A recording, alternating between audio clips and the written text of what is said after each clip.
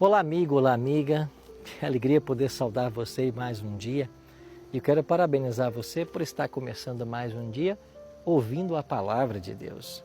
Não saímos de casa sem antes ouvir a sua voz e hoje nós vamos ouvi-la mais uma vez através da sua palavra. Aqui em Gênesis é o texto que nós encontramos hoje para reflexão. Gênesis capítulo 18, versículo 12. Riu-se, pois, Sara no seu íntimo, dizendo consigo mesma: depois de velha, e velho também o meu Senhor, terei ainda prazer? Você já teve uma crise de risos? Provavelmente sim. O mais interessante é que numa crise de risos pode acontecer nas mais diferentes circunstâncias.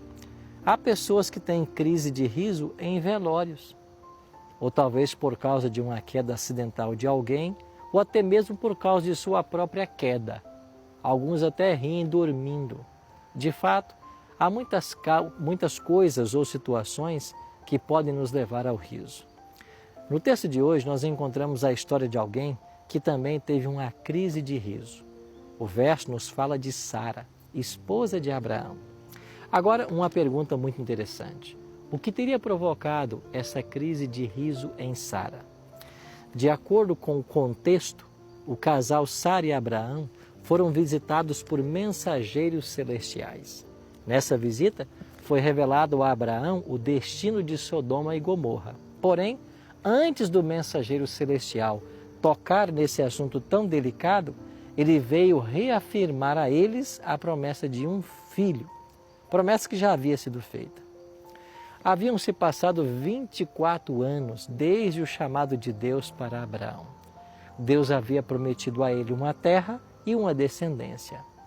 Na terra ele já estava habitando, porém a descendência, isso não havia acontecido ainda, mesmo ele sendo o pai de um filho de Agar. O herdeiro, conforme a promessa, não seria Ismael. Assim sendo, o mensageiro celestial veio dizer a Abraão de que Deus não havia se esquecido da sua promessa e que dali a um ano eles seriam pais. É nesse contexto que Sara tem uma crise de riso. Afinal, sendo eles tão avançados em idade e já nem tendo mais a capacidade de procriar, como poderiam ter um filho? Na mente dela, isso soou como algo muito engraçado e passível de riso, mas não apenas qualquer riso.